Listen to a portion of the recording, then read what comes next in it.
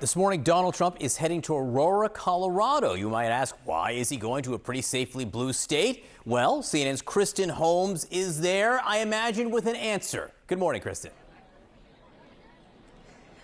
Good morning, John. Well, that's right. And it's not just the fact that he's going to be in Aurora, Colorado tomorrow. He's going to be in Coachella, California, also a solidly blue state. Now, the motive behind these trips is, of course, different. One, they do believe, they being Donald Trump's campaign, that when he does these kind of big campaign events in blue states, that it gets a lot of attention. But two, when he's here in Aurora, this is a chance for him to really amplify that rhetoric about migrants, particularly some of that false rhetoric. Remember, one of the things he's been saying for months particularly pertains to Aurora, Colorado, saying that he's been overtaken by Venezuelan gangs. We have heard pushback from the governor of the state, from the mayor of the city, saying that is not true. We've also heard blowback about his appearance here today. I did hear from one Democratic lawmaker who told me maybe it would be a good thing to shine light on the fact that this city is not overtaken by Venezuelan gangs. But one thing to keep in mind here is that this is coming on the heels of another visit in which Donald Trump upset city, local, and state officials. That was yesterday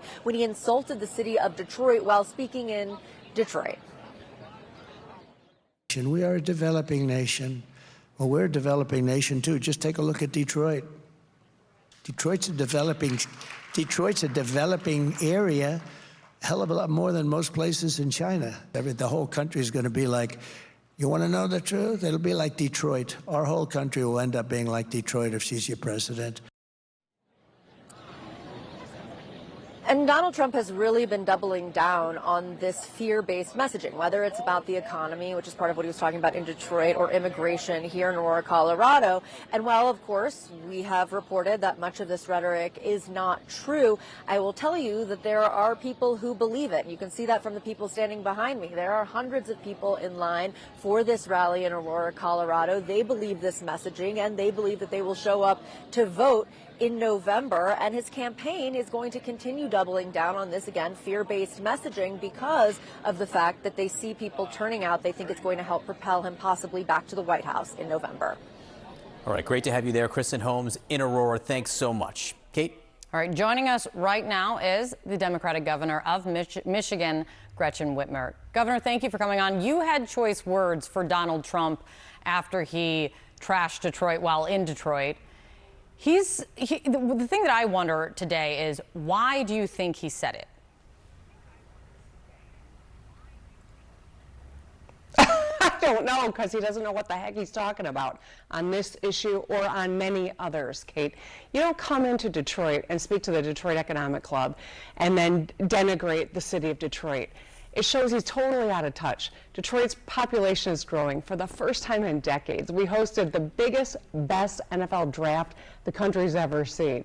The Lions and the Tigers are kicking, behind, and we are seeing a resurgence in manufacturing thanks to the Biden-Harris administration. So there's so much good stuff going on in Detroit. And so for Donald Trump to come in and crap all over the city shows he's out of touch, he's dangerous, and he's full of it.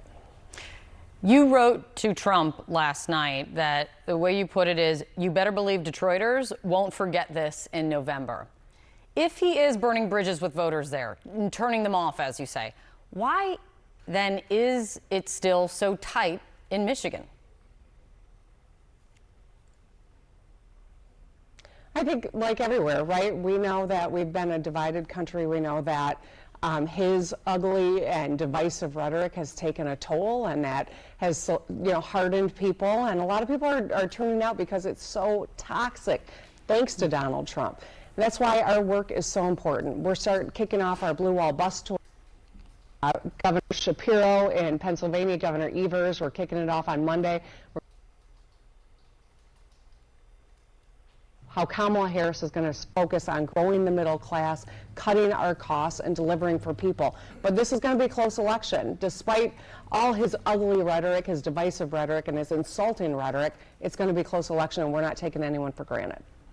Detroit is one of the largest majority black cities in the country. And one thing that Barack Obama's return to the campaign trail and his message to black men voters while he was in Pittsburgh is how Donald Trump has recently made inroads with black male voters, that there is signs that Harris is having a tough time mobilizing what could be a very important demographic.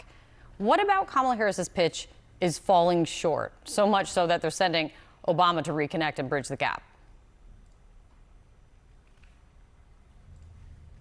Well, I think that there are a lot of people in our country who are struggling. They're struggling to make ends meet. They feel unheard, and because of that, they're either checking out or they're looking for change. Kamala Harris is the change we need. Kamala Harris is going to usher in a whole new moment in this country. I am proud to be a supporter and to be one of the campaign co-chairs. She's got a vision for America that includes everyone because she's lived lives like ours. She has had to work hourly jobs and take care of an elderly parent. Donald Trump doesn't get that. He's never sat with a parent who has to take chemotherapy and organize their pills for them. He's never changed a diaper, as Barack Obama said. I can't even imagine he's ever done any of those things. But that's what lives of Americans are like, and that's why we need someone who gets us, who's going to fight for us, and that's Kamala Harris and Tim Walz. And you talk about Harris being change. The VP this week was on The View and was asked how basically she would be the change, how a Harris presidency would be different from a Biden presidency. Let me play this. Would you have done something differently than President Biden during the past 4 years? There is not a thing that comes to mind in terms of, and I've been a part of most of the decisions that have had impact.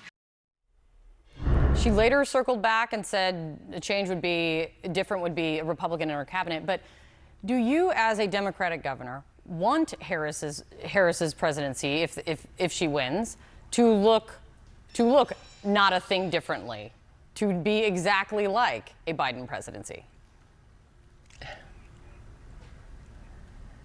I think the values are aligned, but obviously she's a different leader than the current president. She's been a great partner to him, but she's got a different lived experience. She's got a different vision of what we need to accomplish and where our focus needs to be. I'm grateful that she is out there talking about care for people who are at home and in their later years. This is a fundamental integrity question. It's also about quality of life, but it's also about saving money for our country and for our people. So she's got a different lived experience. She's going to bring it to all things, and this is going to be a very different chapter in America if she becomes our next president. And that's why I'm excited. That's why I see a reflection of who we are, of the middle class, of people who work hard and do the best they can. They need a president who sees them, who has lived a life like theirs, and that's Kamala Harris, without a question. I think what you just said is exactly why so many Democrats were surprised with the answer that she gave initially on The View. Governor, it's very good to have you on. You have a very busy time ahead. Thank you very much.